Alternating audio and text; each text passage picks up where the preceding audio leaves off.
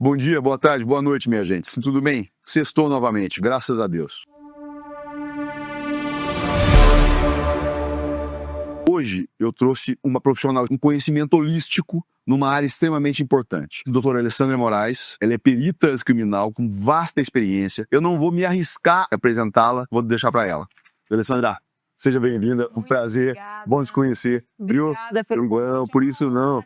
Não, a honra é minha, com certeza. Você pode, sim, se apresentar para o pessoal de casa? Vamos, Eu sou perita criminal, eu sou do concurso de 2005, então eu tenho aí uma longa jornada nessa brincadeira.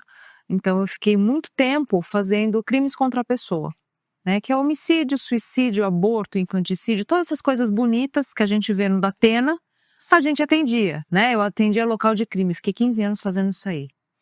Aí, quando eu saí do plantão, saí do local de crime por conta de plantão, o senhor sabe como é que é a vida de plantão, que acaba com a gente. E aí eu fui pro laboratório de balística, foi bem na pandemia. Pô, que legal. Então eu tô desde 2020 trabalhando com armas e munições, que é a minha segunda especialidade.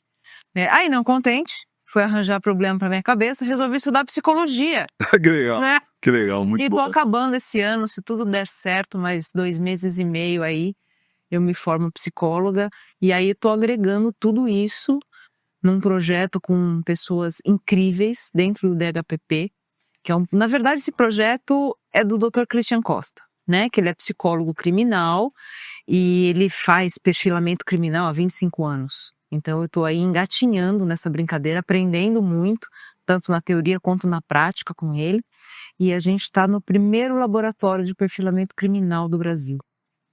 Que legal. Isso começou na década de 70 com a BSU do FBI, e aí a gente está trazendo todo esse estudo, todo esse conhecimento para trazer mais uma ferramenta para a investigação.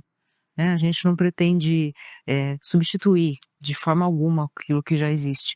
A gente não substitui a campana, a gente não substitui o trabalho do delegado, os interrogatórios, as oitivas, mas a gente traz mais uma ferramenta. Dá uma acelerada nas investigações. Sim. Né? Então a gente vem para ajudar todo esse processo aí no maior departamento de homicídio da América Latina, né? O que é uma honra.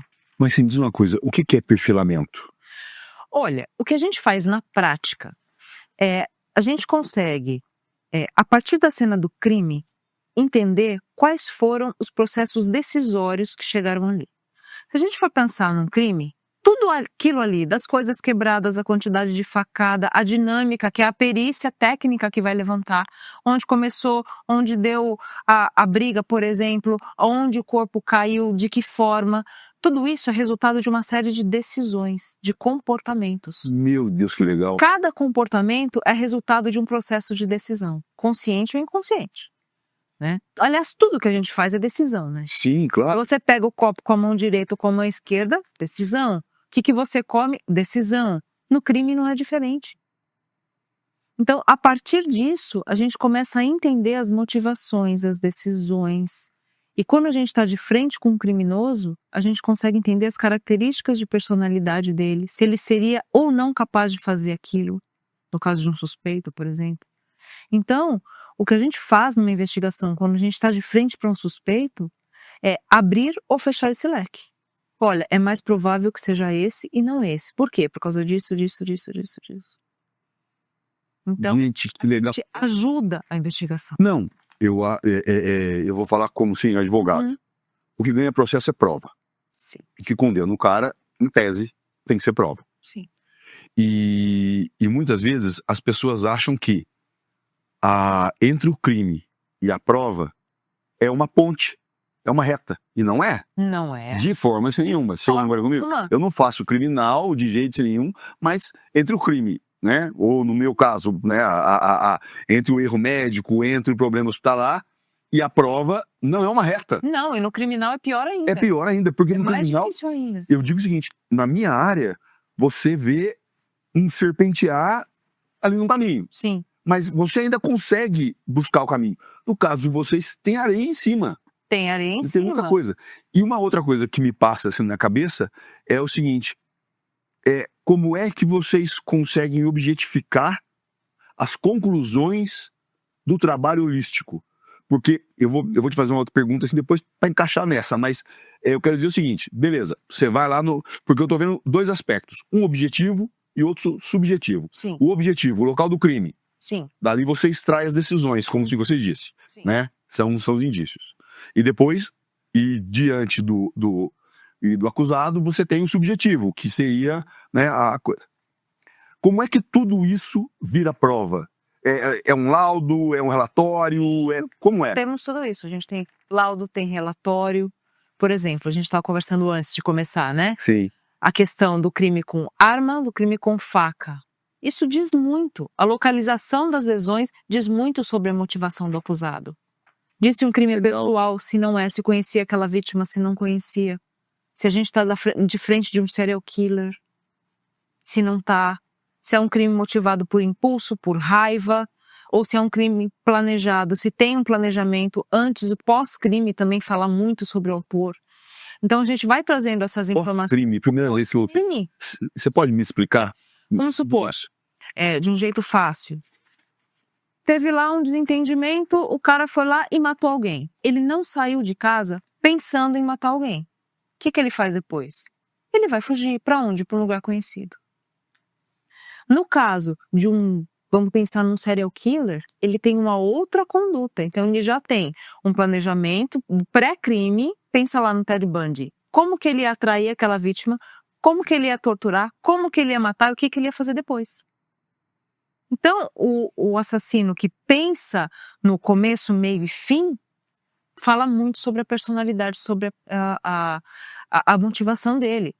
Se ele queria sumir com aquele corpo, se ele trouxe um troféu, se ele não trouxe, se o crime tem assinatura, se não tem. É porque tem uma diferença entre modus operandi, que é aquilo que são os processos que ele faz para cometer aquele crime, para matar aquela pessoa, e a assinatura. Está mais relacionada com a fantasia do que com aquilo que ele não faz. sabia disso, que lindo. Sim, por exemplo, um estuprador assassino. Ele vai estuprar e matar. Para que ele leva uma peça íntima da vítima? Ou um chumaço de cabelo? É o totem. É o troféu dele. Então, isso não tem a ver com o prazer de cometer o crime, mas com aquela fantasia, com aquela motivação fantasiosa. Meu Deus, a coisa é muito ampla, é muito holística. É muito amplo. Não, eu também queria... Aí vem a segunda assim, pergunta, que é o seguinte, o que diz mais, em termos probatórios? O local do crime ou o criminoso? Ambos. Ambos? Não há uma... Ambos.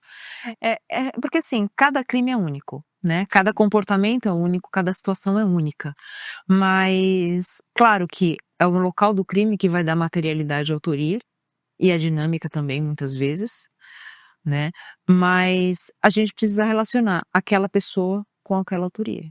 Nem sempre tem um DNA, nem sempre tem uma digital. O ideal é que tenha.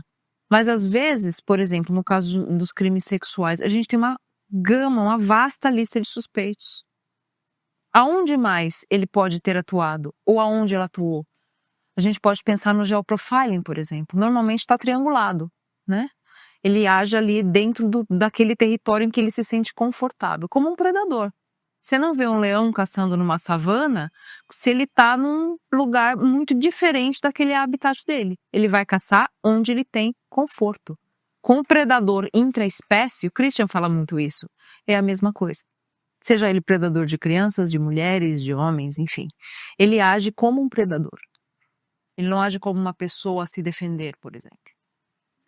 Gente, olha, muito... É o que eu disse, é trazer esse conhecimento. E eu fico imaginando o seguinte, como ele disse, as duas áreas, de direito e filosofia. Eu conheci uma juíza que fez filosofia e ela me disse o seguinte, a filosofia estragou minha vida. Por quê? Porque eu não consigo mais julgar. Eu começo a pensar tanta coisa, eu começo a levar tantos fatores em consideração que eu nunca levei. A psicologia assim causou isso em você ou não? Olha, a psicologia ela dá uma bugada, né? Mas eu acho que isso é normal. Bugado. Porque Não. né? Porque assim, é normal, quanto mais a gente amplia o conhecimento, é a teoria da ilha do conhecimento. Quanto mais você se afasta, maior é a fronteira com aquilo que você não sabe. Sim, perfeito. Mas quanto mais você aumenta o seu conhecimento, a fronteira com aquilo que você não sabe é maior. Sim, sim. Não tem jeito, Perfeito. né? É normal você estar lá no doutorado se achando burro. É verdade, Né? é verdade. É lógico, é. É normal isso. Quantas vezes você pegou um processo, você fala, nossa, eu achei que eu sabia fazer isso. E aí você olha para aquilo e fala, mas eu não sei nada da minha área depois de tanto. Como é que eu não sei nada? Né? E o inverso também é a verdade, né? Às vezes a pessoa sabe um pouquinho, que aí a gente entra no efeito Dunning-Kruger. Exatamente. Você sabia um pouco. Você, aliás, é uma das poucas pessoas que sabe disso. Já falei, assim, na área médica, eu quando dou aula para médicos, eu falo o seguinte: a internet é só mais um instrumento para quem sofre o Dunning-Kruger. Sim. Você concorda comigo? Porque antigamente o cara tinha a Barça, ele tinha a Enciclopédia Abril, ele tinha o vizinho, ele tinha a mãe, o tio, o primo, o sobrinho. Hoje ele tem a internet. Não. Humberto Eco, ele tem um texto, eu indico isso para todo mundo. Então somos dois. Ele tem um texto, e eu não me lembro o livro de ensaios onde ele está. Mas eu vou te mandar o texto. É O Idiota da Aldeia. Eu conheço esse texto. Você conhece esse livro? E faz muito tempo que eu gosto dele. Eu lembro, mas assim, Mas eu não lembro exatamente ela tem preparado é diferente. Lá na Itália, lá nas aldeias, se você via o Idiota da Aldeia, nas festas religiosas, ou no Natal, ou no aniversário da cidade. Bom, a internet agora deu voz pro Idiota da Aldeia. Sim. Você não é obrigado a ouvir o Idiota da Aldeia só quando tem festa religiosa. Não é mais só quando ele estava lá no átrio da igreja e ficava gritando. Agora a internet deu voz pro Idiota da Aldeia. Ele faz... Não que a internet seja um reduto horrível, que só tem coisa ruim, mas que há uma grande massa de coisas inúteis ali, tem. E meus clientes, por exemplo, eu sempre digo, imprima um cartão, ou seja lá o que for. Após a primeira consulta, você entrega para o seu paciente e fala, olha, sites confiáveis em que você pode pesquisar, e nenhum site é meu. Então eu sempre digo, não põe site seu, porque não vale. Né? Você tá fazendo jabá. Não é isso. Então, é bom saber que ainda tem gente que sabe o que é o Dunning-Kruger, e principalmente, assim, a psicologia, você saber a motivação do crime. Muita gente pensa assim, a motivação, quer dizer, muita gente não. Talvez alguém pense que a motivação do crime, ou o modus operandi, ou as decisões que foram tomadas durante o crime, seja uma coisa menos importante, porque o que vale é o crime. Certo? Mas não, porque na verdade você chega, assim, o que eu quero dizer, tentando ser mais claro, você chega mais rápido às autorias, sabendo as razões pelas quais, ou o caminho que ele fez ali eu não estou falando em iter criminis, não. Eu estou falando naquele microcenário da cena do crime. Eu estou correto? Correto. Se foi impulso, se foi planejamento, quanta raiva que tinha ali. Nos feminicídios a gente vê muito isso. Olha o tanto de mulheres que estão aparecendo com soco no rosto. O rosto tem a ver com a identidade, com a persona. Meu Deus, Alessandra, que legal. Percebe que quando o agressor ataca o rosto da vítima, ele está atacando a identidade, a autoestima daquela mulher. Claro que não há que se esperar que o autor ele tenha isso conscientemente, porque a maioria das nossas decisões são inconscientes. Sim. Concordo. Então, todo esse simbolismo tem muito a ver com motivação, tem a ver com a personalidade, tem a ver com uma série de coisas. Né? Tem a ver com o ambiente? Tem a ver com o ambiente também. Né? A gente não pode esquecer que nós somos seres biopsicossociais. Sim. Então tem a parte biológica, tem a parte social e tem a parte psíquica. Tem a questão do engajamento moral também, que o Bandura vai falar disso, né, do desengajamento moral. Bandura, falando. Vou ler. Albert Bandura. Ele fala da violência, enfim. Né, ele tem uma obra bastante interessante em relação a... Na verdade, assim, ele ajuda a gente a entender o que é esse freio moral.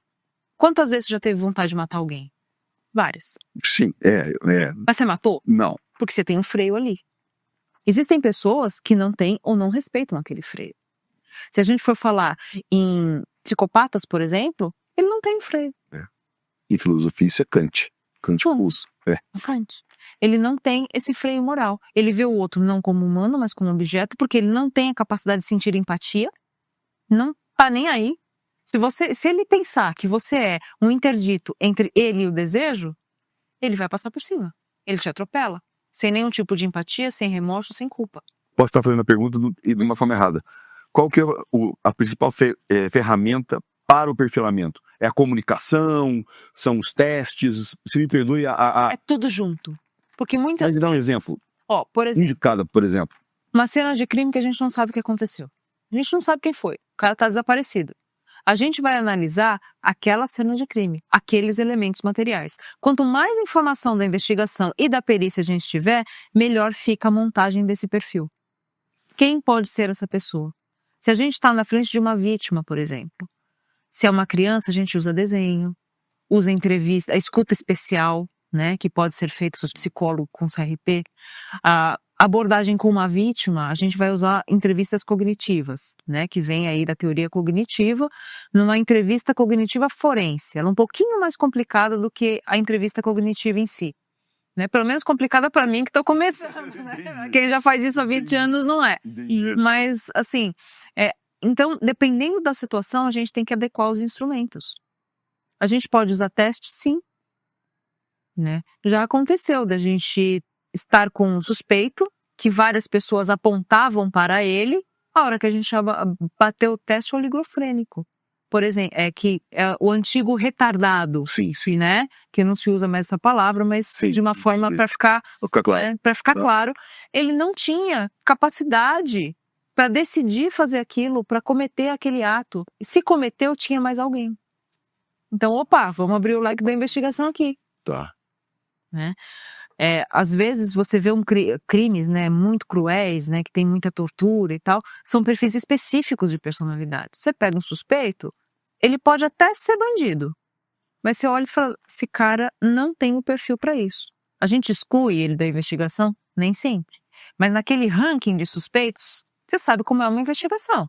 Você abre um leque enorme e não tem gente suficiente, não tem tempo suficiente. E quanto mais rápido investigar e chegar num resultado, melhor. Tempo que passa é verdade que foge. Ótimo, eu adorei a frase. Né? Então, a gente consegue ajudar isso. Ajudar nesse processo de desvendar o que aconteceu. E sempre cotejando, fazendo tudo isso em conjunto. Vem o resultado do laboratório, não tem álcool, não tem droga. Então, peraí. Ou tem. Que tipo de droga tem? É ketamina? Tem uma fonte. É cocaína? É outra. É álcool. O que tinha ali no meio para ajudar a gente a montar esse quebra-cabeça? Para a gente entender o que aconteceu num crime, ou chegar o mais próximo possível da verdade real, como se estivesse montando um quebra-cabeça com 300 mil peças. Entendo. E as peças estão se escondendo o tempo inteiro. Ótimo. Tenta montar um quebra-cabeça com um gato em cima da mesa, é mais ou menos isso. Você que eu tenho um gato. Adorei. Você bota uma peça, ele derruba. Você bota o opinho. Adorei. Né? Então, quanto mais ferramentas a gente tiver, melhor. Né? Então, a gente vai atuando em todas essas... Existe uma tipologia, a minha pergunta não é assim ambrosiana, longe disso, mas existe uma tipologia de criminoso sob o aspecto da psicologia forense? Olha, o que a gente faz, existem alguns transtornos, por exemplo, a psicopatia. A pessoa fala, psicopatia é doença, não é. Infelizmente é um transtorno de personalidade. Não há o que fazer, não sabemos o que fazer com um psicopata. Até porque é difícil você pesquisar isso do ponto de vista clínico para ele melhorar essa conduta, porque se não tiver engajamento do paciente, você não faz nada. O psicólogo não faz milagre. Não, claro. E se ele não está incomodado, por que ele vai mudar? Sim. Isso que é difícil, né? Nem todo psicopata comete crime. Olha a novidade aí. É uma minoria deles que comete crime. Não sabia disso. Desses crimes, pouquíssimos cometem crimes violentos. Se a gente junta o traço da psicopatia com o sadismo exacerbado e o engajamento moral inexistente, aí você tem um serial killer. Tá. Né? Então, assim, existem sim traços que predispõem, por exemplo, a psicopatia. Mas o que a gente faz no perfilamento é o oposto da generalização. A gente está... Ótima frase. Não é isso. Muita gente fala, não, porque vai generalizar, porque vai ter uma... Você não preenche o formulário. Não. Claro. Né? Ai, porque é uma conduta preconceituosa. Ai, tem gente falando em eugenia. Não, a gente está individualizando aquela conduta. A gente está pegando os traços únicos de personalidade daquele indivíduo que poderia ter cometido aquilo.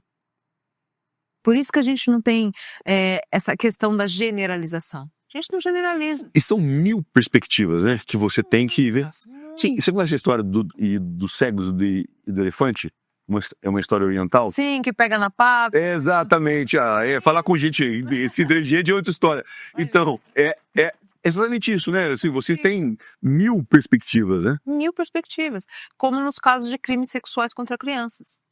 Né? A gente precisa separar o que é pedofilia, a parafilia, do que é o abuso sexual, né? Porque assim, no próprio doutorado do professor Christian, ele estava procurando uma coisa e acabou encontrando o quê? Que a maior parte dos abusadores sexuais de criança não possuem transtorno da pedofilia. Não possui? Não possui. Não pode ser. Peraí, explica isso pra mim. A maioria dos abusadores não tem o perfil que caracteriza a pedofilia? Não, porque a pedofilia é uma parafilia, é uma atração sexual pelo corpo infantil. Certo. O abusador sexual, ele não tem necessariamente... a motivação ali não é o sexo é o meio, a motivação é poder e controle. Gente, olha que legal. Não, eu tô falando porque... O motor do estupro é o poder e o controle, é quebrar o limite do outro. Não tem nada a ver com aspectos ligados à pedofilia. Não. A criança é uma... Quer dizer, tem porque é uma criança. Eu entendi. Sim. Mas não está ligado com a parafilia. Não necessariamente. Estatisticamente. Que legal. Mas isso aí... É surpreendente o resultado. Não, é surpreendente. E eu, como pai, me preocupo. Sim. Muito. Sim. Você pode me indicar um livro assim, sobre isso? Ou, assim, não agora, pelo amor de Deus. Não é aquele, puxa, solta um aí. Não é isso não. Enfim, depois... Por quê? Porque eu, como pai, eu fico extremamente preocupado. Porque você imagina bem, você pensa que você liga a ideia, assim, ou pelo menos eu, na minha santa ignorância, você liga a ideia de um abuso assim, sexual a uma parafilia. Exatamente. Não necessariamente. Tem muitos parafílicos que não cometem o abuso. Por quê? Por causa do freio moral. E no que pertine à parafilia, certo? Eu tive um professor que dizia assim, sorte sua que seus gostos e suas taras são aceitos pela sociedade. Ele defendia, de forma polêmica ou não, eu não tenho condições de avaliar, que a pessoa que tinha desejo incontrolável por crianças, ele tinha um desejo absurdo por algo que a sociedade condena. Então ele dizia, sorte sua que tem gostos que a sociedade... Sim. Então, a pedofilia entra nesse aspecto ou eu estou embaralhando as coisas? Olha, o pedófilo a pedofilia, quando tem essas características da parafilia, é uma doença? É uma patologia? Sim, porque causa transtorno, né? Causa sofrimento. Tem uma parte da psicologia que a gente fala em um diagnóstico, ele não é categorial, de você ir preenchendo X mais ou menos como na medicina, mas ele é dimensional. Né? O quanto que a pessoa sofre por conta disso. Se você pegar, sei lá, o DSM-5, que fala dos transtornos mentais, e começar a ler, você vai achar que você tem tudo. É enlouquecedor. Quando a gente começa a estudar psicopatologia, você fala, meu Deus, olha, eu sou borderline, não, eu sou depressivo, não, eu sou ansioso, não, eu sou isso, eu sou... Por quê? Porque são traços humanos. Sim. Que estão em nós. Não no caso das parafilias, né? Porque eles estão fora daquilo considerado normal para as pessoas. Mas o quanto isso te traz sofrimento e comprometimento do seu comportamento e pensamento. Então, assim, a pessoa pode ter também um desejo pelo corpo infantil? Sim. Ela vai tratar isso. Por que isso está acontecendo? Eu entendo. Né? Ela vai tratar qual é o sofrimento que isso causa. É uma conduta que a sociedade condena, graças a Deus. Né? Porque uma criança... Tem defensores disso, por incrível que pareça.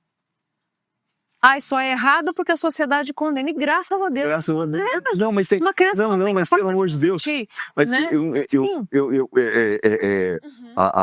em filosofia, na parte de filosofia prática, e você pega moral, ética, essa coisa toda, só há um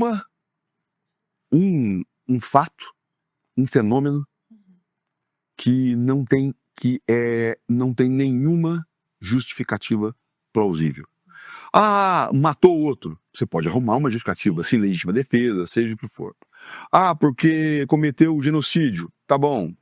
Tava todo mundo infectado e qualquer, assim, você consegue explicar toda e qualquer ação humana, menos uma. Isso é pacífico. O sofrimento de uma criança. Sim, eu concordo. Filosoficamente, é o único ato que Concordo. você não tem nem o direito de buscar uma explicação. Sim, eu concordo.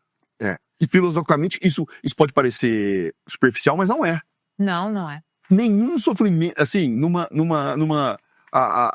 alguns autores falam, mas historicamente na China a criança era um braço para era mais um braço para trabalhar, a família tinha tantos filhos quantos alqueires de terra ela tinha. Eu falei, tá bom, aí eu penso, ficar comigo. Não, ótimo, beleza. Mas isso, em primeiro lugar, cultura oriental, bem diferente. 2, século XVIII e XIX. Sim. Não, hoje em dia as coisas assim, na sociologia você tem o Giddens, eu esqueci o primeiro nome dele, em que ele pergunta assim, qual que é a diferença entre transformação, evolução, involução e metamorfose. Interessante. Demais. Não, demais. Você vai dizer assim, tivemos uma evolução. Não, puxa o freio de mão. Tivemos uma transformação. Sim. Estamos tentando evoluir. Não, sim, mas o diagnóstico evoluiu porque muitas vezes você começa até porque existe o chamado diagnóstico na área médica, o diagnóstico precoce. Se você pegar os textos do Pierre Levy, que foi um dos primeiros e desbravadores de filosofia e digital, ele disse, nós vamos criar uma grande inteligência digital, e tem outros autores dizendo assim, o seguinte, a internet acabou com a necessidade de um poder público tão grande. Nós vamos criar uma grande ágora digital e vamos administrar.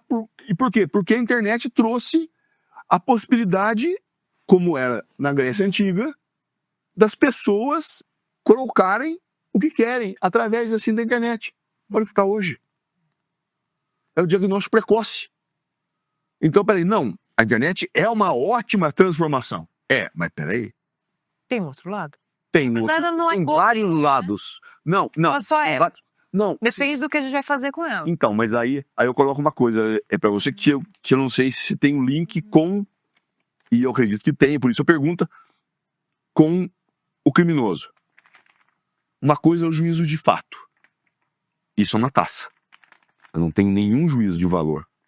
Isso é uma taça bonita. Eu fiz um juízo de valor. Então, quando você me diz a internet é o que é, eu concordo. Isso é David Hume. Você nunca retira do que é o que devia ser. Sim. Nunca. Exato. Exato. Então, assim, o que eu quero dizer, no criminoso ou na cena do crime, quando você fala em freio moral, certo?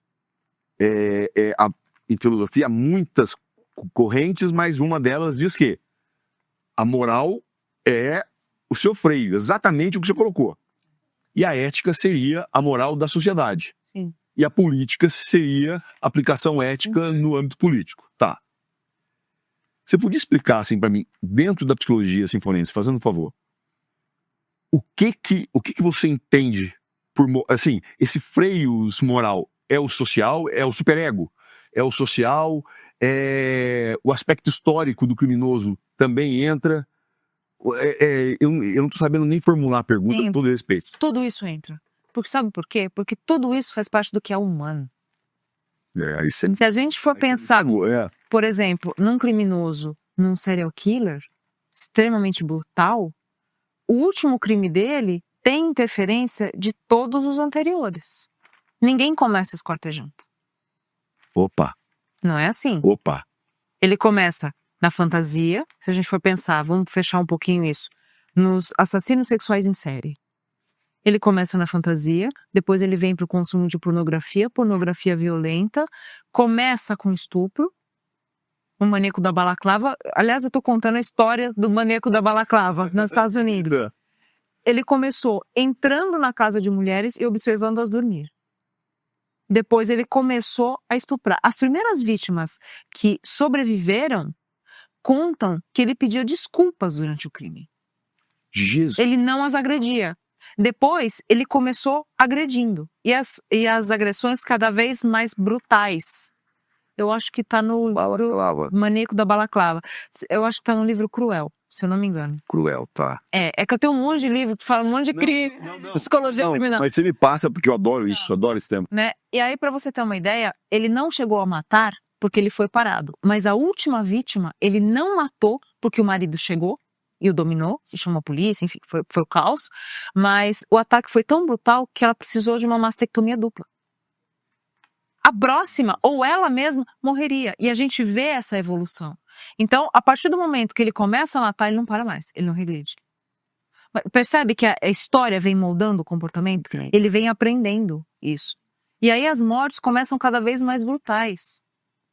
No caso do Francisco das Chagas, que é dos emasculados de Altamira, as primeiras vítimas, né, ele pegava crianças, emasculava, cortava os órgãos genitais, estuprava, espancava, matava, enfim. Aquela coisa horrorosa, né, junta o chorume dos piores crimes, aquilo ali. As primeiras vítimas sobreviveram. Tiveram a genitália mutilada, alguns perderam apenas parte da genitália, outros perderam completamente a genitália, sempre meninos, tá? Depois ele começou a estuprar e emascular. A partir do momento que ele começa a matar, as mortes ficam cada vez mais brutais. Ele começa a refinar os métodos de tortura, porque ele precisa de mais sofrimento para que ele obtenha o mesmo prazer. É como uma droga. Meu Deus. Então, percebe que a história do criminoso, ele vem evoluindo.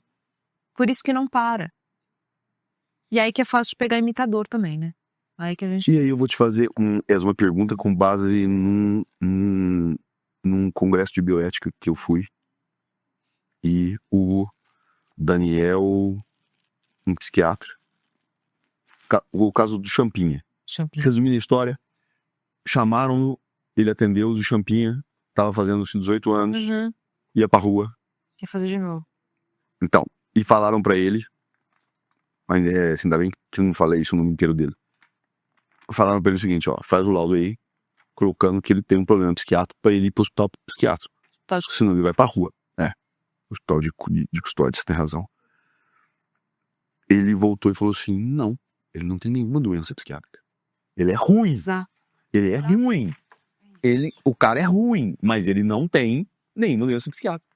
É como? Ele vai pra rua e vai fazer de novo. Não, eu sei, mas você me pedir pra pôr no papel que ele tem uma patologia, uma doença, uma enfermidade, que ele não tem. Ele não tem.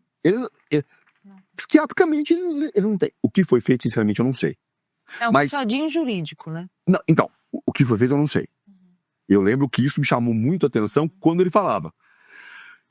Eu atendi, ele não tem nenhuma patologia psiquiátrica, nenhum viés psicológico. O cara só é ruim. Ele é mau. Explica isso pra mim. Maldade. Não, tudo bem. Pura e simples. Né? Mas não é nem a banalidade do mal da Hannah Arendt. Aquela tese não é um isso. outro nível. É um outro nível. Mas É um sadismo exacerbado que não é doença. Freio moral inexistente também não é doença. É um prazer no sofrimento, né? Que é o sadismo. Ausência de empatia, culpa, remorso, compaixão, essas emoções sociais não existem. Então, assim, juntando todo esse quadro que a gente sabe do Champinha, ele vai fazer de novo. Não, eu vou... E aí a questão é, a gente mantém o direito daquele indivíduo de cumprir a pena e sair pra rua, ou a gente protege a sociedade desse tipo de coisa? Ah, isso entrou numa delícia. Isso entrou mas isso entrou numa área extremamente complicada. É o seguinte, tem um autor, o Dino Buzzati, o italiano, em que é O Deserto dos Tártaros, esse romance. É interessante que chega uma hora que tem um sujeito que ele, com muito jeito, ele quer dizer o seguinte: vocês são previsíveis, eu conheço as suas regras, eu sei como você vai reagir, e ele está falando no plano ali do quartel onde ele está, mas na verdade parece ser uma crítica social, dizendo assim: eu, que sou um terrorista, não vou dar um nome, mas assim, um terrorista, conheço as suas regras. Sabe aquele filme em que o bandido fala: bom, beleza, você me pegou, então a sua obrigação agora é me prender. Ele sabe as suas regras, você não sabe as dele. Nós Então, temos limites, eles não. exatamente. É isso. Você colocou muito melhor que eu. É isso. Ótimo. Tá, então vamos lá. No momento em que o Estado tem as regras e tem que ter, tem os limites, Estado democrático de direito, e eu não estou falando que tem que maleabilizar para o bandido e vamos sim descer o cacete. E vamos, assim, tem limite para tal e não tem limite para outros. Não. Mas aí entrariam fatores assim, sociais, né, vários outros, as instituições no país, mas assim, o que vocês acreditam que poderia assim, ser feito para que essa pessoa ela tivesse mais freio moral? Por exemplo, educação básica. Nós, durante muito tempo, lá em Portugal, principalmente, no mestrado, criávamos um projeto de saúde básica no ensino fundamental. Sim. Certo? Ou seja, desde você fazer higiene assim, desde não use medicamento à toa, desde se a sua mãe passar mal, faça isso, e desde... Eu tenho uma frase que eu registrei, que é: saúde não tem preço, mas tem custo. Sim. Então, você acha que um tipo de educação, eu nem sei como te colocar assim, o que você acha, por exemplo, educação psicológica? Porque hoje, por exemplo, o meu filho, em dado momento, ele começou a apresentar alguns sintomas de que ele tinha medo dos pais morrerem. Pai, mãe, se vocês vão embora, o que vai acontecer? A minha mulher falou: Caio, eu vou levar ele numa psicóloga pediátrica. No começo eu fui contra. Eu falei: não, que isso? Ele tem 9 anos, 10 anos. Caio, vai ser bom. E eu vou dizer pra você: meu filho é um antes e é outro depois. Trabalhou as questões dele. Tá seguro demais até do meu gosto, entendeu? Mas tá. Então, assim, o que você acha? Se você tivesse que propor um projeto para educação básica. Olha, se eles cumprissem só o que já está na lei, já estava bom. A gente já teria um reflexo em muito pouco tempo na segurança pública. Claro que com pesquisas criminológicas, né, temos também a questão da individualização da pena. Passar por uma avaliação criminológica individual, que é o justo, que está na lei, e que a gente não cumpre, porque não tem. 59, você está falando, 59 do Código Penal. A gente, como sociedade, a gente tem que exigir o que estão fazendo com o nosso dinheiro. Porque dinheiro tem. Não, sim, mas aí você colocou uma coisa legal, que isso é uma pergunta, eu desconheço. Quem dosa a pena hoje é o juiz. É o juiz. E por que o psicólogo forense não participa? Porque não tem. O que não tem o psicólogo? Não. Mas você não acha que deveria... Assim, essa ideia me ocorreu agora. Sem dúvida. Progressão de regime. O cara pega 90 anos, fica 20, sei lá, um terço da pena, 30. Não, eu também... Diminui. Isso aí já é mais conhecido. Diminui, né? Aí o cara matou a mulher com um soco na cara, fica 8 anos e sai. Será que essa pessoa tem condição? Nosso sistema prisional não ajuda ninguém. Ok, sabemos que aproximadamente, isso é pesquisa internacional, tá? Da população carcerária são de psicopatas. Esses não tem jeito. Mas e os outros 80?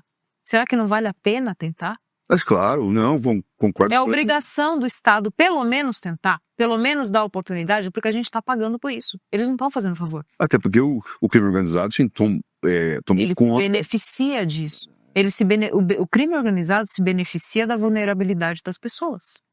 Da vulnerabilidade psíquica, ao viciar a pessoa na droga, e da vulnerabilidade social, ao recrutar crianças para fazer aviãozinho. Meu Deus do céu. Não, e assim,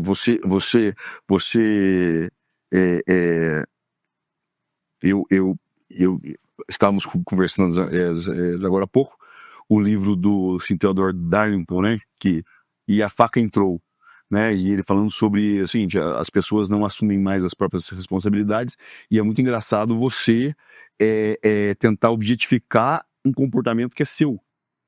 Quer dizer, assim, o problema não é você. A coisificação do A outro. coisificação, do comportamento nesse caso. Tipo, Certo? isso é comum, muito comum em agressão contra a mulher. A gente ouve, inclusive, da vítima, que chega na DDM e fala, não, ele me bateu, mas é porque eu pus a saia curta. Meu Deus. O cara inverte, joga a culpa da ação dele no outro e o outro acredita. Olha o tamanho da fragilidade emocional que tá essa pessoa para acreditar nisso. Será que essa pessoa teve educação emocional? Não teve. Será que essa pessoa sabia encontrar as red flags? Não teve. Não, mas... Estava preocupado com a fórmula de Bhaskara, com o ciclo da mitocôndria de não sei aonde. Porque isso quando tem, né? Então, assim, a gente precisa pensar sobre a nossa educação. Primeiro, exigir que se cumpra aquilo que está no MEC, porque já não tem. Sim, Antes da gente pensar em mudar, se a gente começasse a exigir que se cumprisse, já ia ajudar muito. Eu não, concordo. Não. A sua crítica é pertinente, porque assim, você quer melhorar, você tem um projeto de melhoria, beleza. Vamos cumprir. Mas então é o seguinte, antes de construir a casa, você tapa esse buraco imenso que tá aqui. Entendi, muita gente. Mas eu vou indicar, esse aí é mais difícil. Eu vou te dar o livro, e você já viu o William Reich? É complicado, eu sei.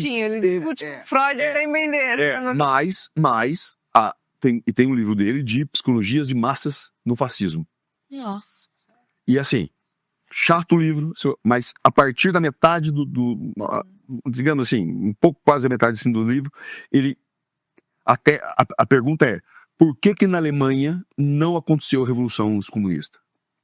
O porquê que o alemão e outros povos sofreram tanta...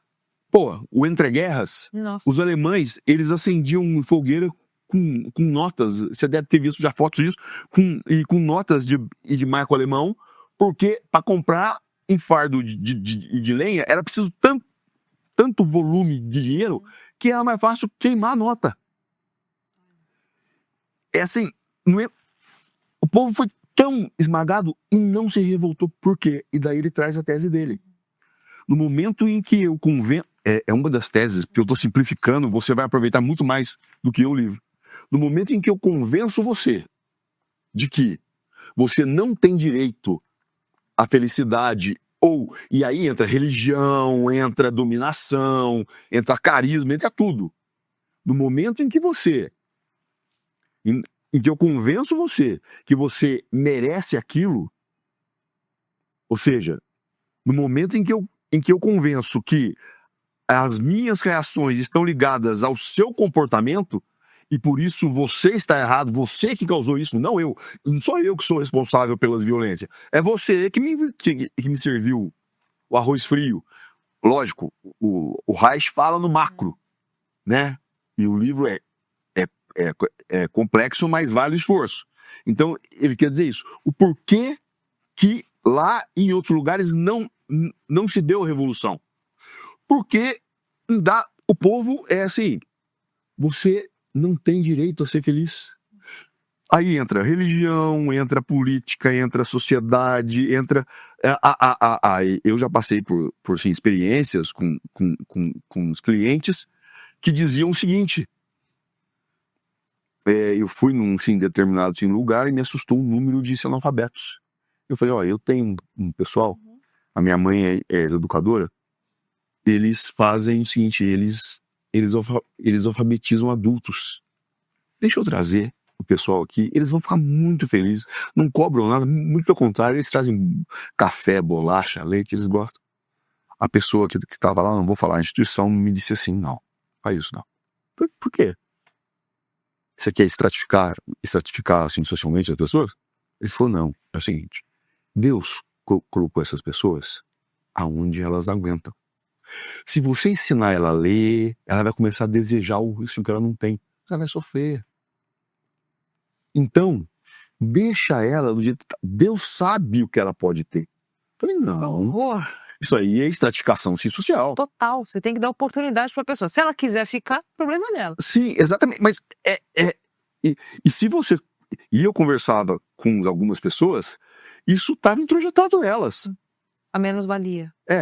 Você sabe a história do Foucault? A melhor prisão que tem é quando eu coloco a grade dentro da sua cabeça, do Michel Foucault. É isso. E acaba, né, o que isso é mais cruel é que acaba explorando algumas crenças disfuncionais das pessoas. Me explica isso. A gente tem crenças que elas não são... elas vão te trazer sofrimento, tá? Normalmente essas crenças disfuncionais, elas estão relacionadas a desamor, desvalor e desamparo. A mídia usa isso. A internet usa isso. Quando te compara quando você abre o Instagram e começa a te comparar com corpos esculturais e irreais, com uma vida perfeita de viagens, de ostentação, disso, daquilo, e acaba te convencendo que isso é felicidade. Isso é uma outra coisa também. Muito legal. É uma forma de manipulação. Então, muitas vezes, muitos líderes religiosos, tem líderes maravilhosos, mas tem líderes que vão entrar justamente nessas crenças. E vão exacerbar essas crenças disfuncionais como uma forma de manipulação. Qual que é o grande desafio da psicologia? Em muitas psicoterapias, você identificar isso e compreender, porque a partir do momento que você joga luz sobre isso, você cria uma outra consciência crítica de si e do entorno. Isso não interessa. Meu Deus. Não interessa para quem está mandando. Ah, não, sim. A pior coisa que você pode ter é pessoas livres para você mandar. Sim. Também se você quer passar mão no dinheiro da saúde, passar mão no dinheiro da segurança, da educação, você não pode ter pessoas livres. Você tem que ter as pessoas ali, ó, no cabreço. Assim, olha, Alessandra, 10 minutos de prosa com você, ali a gente percebe a formação que a pessoa tem, certo? A formação intelectual. E você tá falando, tá passando um monte de coisa pela minha cabeça, eu sou leitor compulsivo. Você já leu um romance que é assim, eu tentei ler na juventude, daí foi difícil, depois no início da idade adulta eu li, e agora, um tempo atrás eu li, são 3 livros diferentes, embora seja o mesmo. Os Irmãos Karamazov, do Dostoiévski. Comecei e não terminei, confesso. Então, mas mas não dá. Não é você, é milhões. Não dá. É demais pra mim. Mas leia o capítulo 6, O Grande Inquisidor. Basicamente, os 2 irmãos, um é ateu, o outro tá se estudando para ser monge. E o Ivan, que é ateu, conta uma história. Então é um conto dentro do romance. Conta uma história que se chama O Grande Inquisidor. E, tentando resumir, muito bem resumido, durante o período difícil assim, a Inquisição Ibérica, né, e principalmente na Espanha, século XVI, se eu não me engano, aparece um cardeal, alguém lá, não me lembro, para o grande inquisidor, chefe da Inquisição Ibérica, que fala assim, olha, tem um cara que tá andando por aí dizendo que é Jesus e voltou. E tem um bando de gente andando atrás. Os caras não respeitam mais padre, não respeitam mais ninguém. O que nós vamos fazer? O grande inquisidor falou assim, traz ele para mim. A Inquisição vai lá, prende, traz. Em dado momento, vira um monólogo do inquisidor para Jesus e fica claro que é assim Jesus Cristo. E o grande inquisidor fala assim, você errou, o senhor errou. O senhor devia ter se submetido à tentação do diabo. Porque o povo não quer liberdade. Essa sua história de vem a mim, somente aqueles que têm fé que querem e que acreditam, isso é péssimo. Nós trabalhamos aqui, a igreja, é o romance, não tem nada a ver com isso. Estou falando assim, o conto. O povo quer pão, segurança. O que remete a Spinoza. Spinoza diz que o homem vive e morre subjugado sob 2 monstros. O medo de que alguma coisa ruim aconteça, o medo de que nada de bom aconteça, a esperança de que algo de bom aconteça e a esperança de que nada de ruim aconteça. Aí eu volto pro Dostoiévski. E daí ele começa a dizer, o povo precisa ele não precisa de liberdade, nem de educação. O povo precisa de pão e de medo. Porque o povo não quer decidir, ter liberdade. A liberdade é um fardo para o povo. Por isso nós da igreja. E em dado momento, né, Dostoiévski sendo quem não é tão claro assim, eu tô sendo profano aqui, Jesus é executado. Por quê? Porque o inquisidor fala assim, vosso exemplo acabará com a igreja, as pessoas não vão mais respeitar a igreja. E olha que loucura.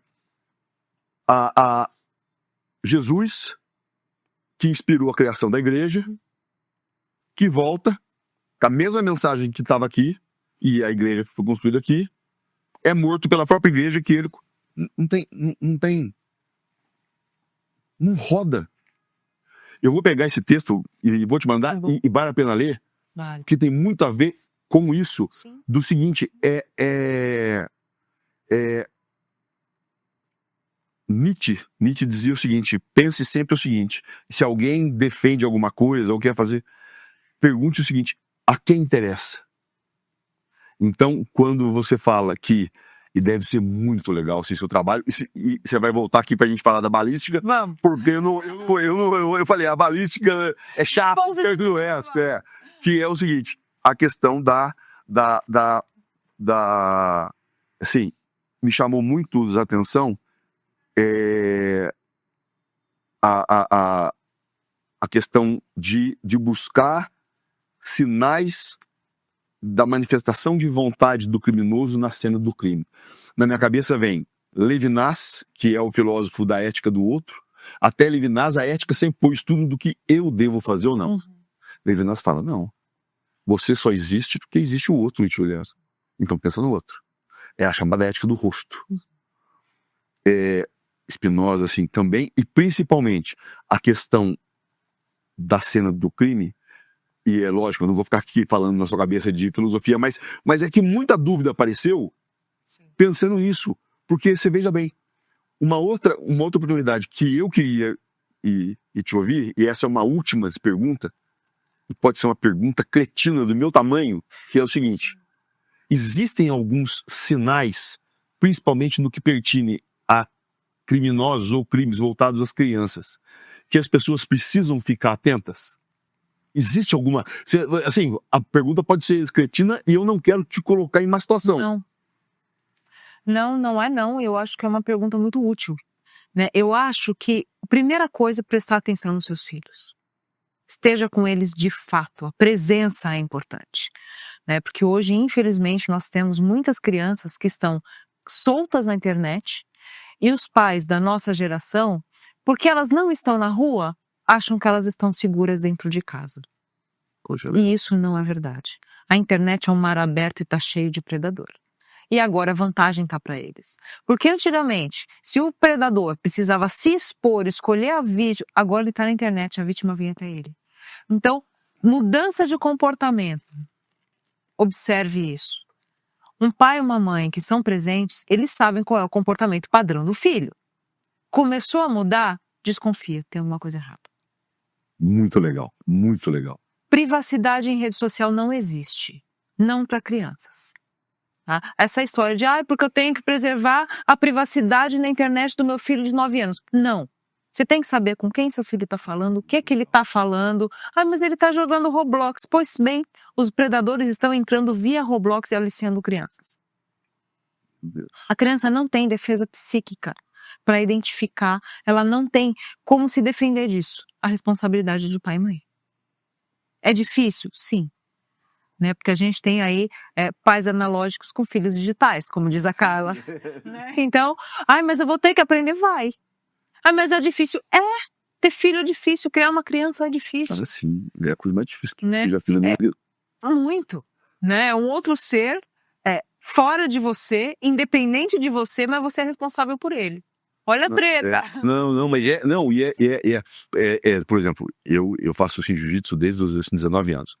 Meu filho, com 3 meses, eu mandei fazer na Dragão, que é um fabricante, um kimono com uma faixinha preta de jiu-jitsu.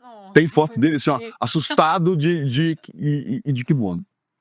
Quando ele estava um pouco mais velho, coloquei no jiu-jitsu, treinei com ele, fazíamos juntos. Um belo dia ele falou: pai, é o seguinte, gosto de jiu-jitsu, gosto de futebol. Que doeu. Mas nossa senhora, mas me doeu até o último, né? Até o último, porque é o que você falou, é outra pessoa, é outra psique, é outra, sim. E eu queria, assim, e não é convite de espanhol, não. É realmente, é um convite, eu preciso só estudar um pouco mais pra gente falar sobre essa questão psicológica nos relacionamentos familiares, digamos assim, tá? Pra falar isso, assim, essa dinâmica que hoje tá uma epidemia disso, né? Do mesmo modo que você tem assim, determinados crimes que, na minha percepção, e eu posso estar errado, por isso é menos uma afirmação do que uma pergunta. Eu recebi um vídeo em que um sujeito, aparentemente rico, com carro importado, para e chega na moça e conversa com ela e fala que ela é linda, de onde ela é, e começa a conversar, a moça entra no carro dele e vai embora. Aí depois muda a cena, aparece um cara, coitado, você vê que a roupa mais pobre, mas tá ali, ele vai pagar cerveja, ele conta o dinheiro, ele chega pra moça e fala a mesma coisa. Ela chama o seu segurança e fala assim, ó, assédio sexual. Ele me assediou. Isso procede? Você quer dizer o seguinte, o assédio tá na cabeça da mulher? Ou me pergunta cretina, ela fala assim, Caio, você é idiota. Não necessariamente. Me dá um exemplo, por favor. Existe aí principalmente essas coisas de internet, né? Flerte não é assédio, começa daí. Gostei. O assédio começa a partir do momento que você fala não. Ponderado. Flertou. Eu vou ter uma caixa do Né? A pessoa falou não, se você insistir, aí você pode entrar no assédio. Minha pergunta é idiota. O vídeo é idiota, é assim? É idiota sim, é muito idiota, desculpa. O óbvio precisa ser dito. Não, mas se idiota a gente começar a olhar na internet alguns discursos, tanto de homens falando mal de mulheres, quanto de mulheres falando mal de homens, a gente vai ver que nós perdemos o senso. Flerte não é assédio. Flertou, não correspondeu? Rala, vai embora. É só isso, é simples, Lindo. assim. Muito bom, não é a minha pergunta. Eu tô até envergonhado, desculpa. Não foi idiota. Não foi. Porque hoje tudo é assédio. Eu tenho muitos amigos homens. E muitos amigos homens estão com medo. Sim, a ideia foi isso mesmo. Né? Aí as mulheres reclamam que os homens não chegam. E não estão chegando mesmo. Quem casou, casou, viu? Desculpa, gente. Né? Hoje a mulher hétero tá no mapa da fome, né? Mas enfim. Doei. Por que isso eu não sei, gente. Não sei explicar. Doei, eu sei que vai. Mapa da fome. Mulher hétero hoje tá no mapa. Não é, meninas? Então, assim, da produção concordam comigo. Tá no mapa da fome. Ao mesmo tempo que a internet. Tem gente de vai. É muito boa. Superficializa. Aí é Bauman, né? Ele sublinhou as relações fluidas. E tudo bem. Entre adultos, relações superficiais, rápidas e fluidas, se os dois estão de acordo, se é o estilo de vida, se tá todo mundo feliz assim, tá tudo bem. Não, beleza. O problema é quem não tá. Que não se encaixa. Você me fez assim lembrar agora o professor Maffezoli. Ele veio para dar um ciclo de palestras, um filósofo assim, francês, naquela época que teve saúde geral. E ele tem uma tese que é o seguinte, o Brasil é o país que melhor representa a pós-modernidade. O fenômeno do ficar, para ele, é uma coisa que representa, sabe, o Amor Líquido do Bauman, que, né, acabou. Mas aquilo pra ele... Já tá gasoso, né? Tá gasoso, né? Já Na tá... nuvem. Já não é líquido, vai tempo, é verdade. Pô, nem Mas, que assim, você via, você tinha alguma coisa. Aí fazendo um link com a polícia. Veio para lá e defendendo que o Brasil é isso e aquilo. E eu tinha um professor na época que me dizia o seguinte: o maior exemplo da diferença entre teoria e prática é o seguinte: o professor Macina Fesoli veio defendendo que o Brasil é a pós-modernidade, é isso e aquilo, e de repente deu o primeiro salve geral, lembra? Lá em 2000, alguma coisa. 2006, né? Alguma coisa. Primeira coisa que o professor Macina fez: montou no avião, voltou pra França, porque lá a polícia segura a bronca. Então, assim, é o melhor país do mundo, mas assim... Mas eu vou morar na França, que é mais legal. Ó, tem muita gente boa, tem muita gente boa.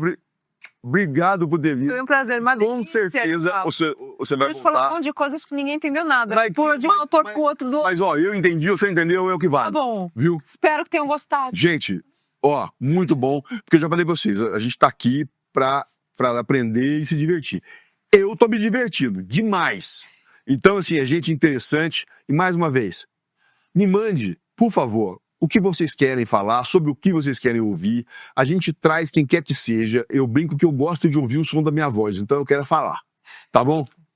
Sextou mais uma vez. Obrigado, gente. Tchau, tchau.